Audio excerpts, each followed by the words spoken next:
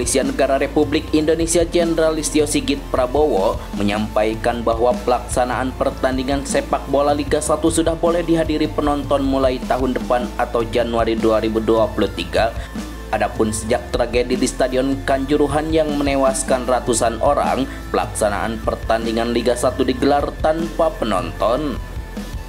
Kemarin kita dengan Pak Menpora berdiskusi, termasuk PSSI, bagaimana rekan-rekan ketahui saat ini Liga 1 telah dilaksanakan dengan tanpa penonton. Kenapa demikian? Karena kita sedang melakukan asesmen terhadap kondisi-kondisi stadion yang ada. Sehingga nanti pada saat bulan Januari kita bisa kembali pada home and away, jadi pertandingan ada penonton. Menurutnya, saat ini pemerintah sedang mempersiapkan agar pelaksanaan Liga 1 di tahun mendatang dapat dihadiri penonton. Namun ia belum menyampaikan perkiraan jumlah penonton yang dapat menghadiri pertandingan tersebut. Jadi waktu inilah yang kita persiapkan dengan sebaik-baiknya sehingga ke depan Liga 1 pun juga bisa dihadiri oleh penonton, ucapnya.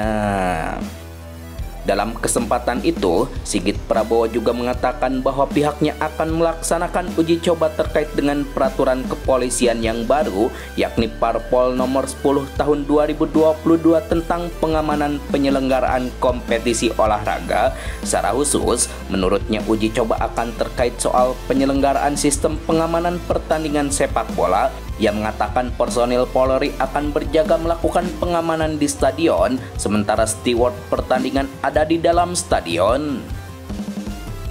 Kita mulai berada di ring luar stadion, kita bisa masuk manakala dari petugas keamanan penyelenggara meminta polisi untuk masuk, sehingga aturan itu tentunya kita sesuaikan.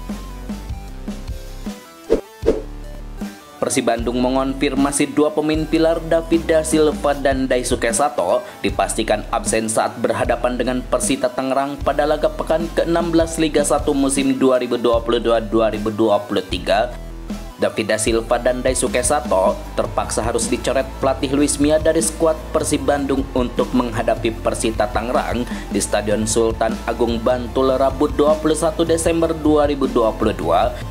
Penyebabnya David Da Silva dan Daisuke Sato harus menjalani skorsing satu pertandingan akibat akumulasi kartu kuning. Keduanya mendapatkan kartu kuning di laga kontra Persis Solo Minggu 18 Desember 2022.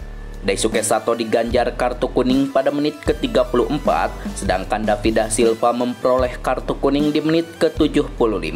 Itu adalah kartu kuning keempat yang diterima kedua pemain hingga 14 laga yang sudah dilakoni Persib di Liga 1 musim ini.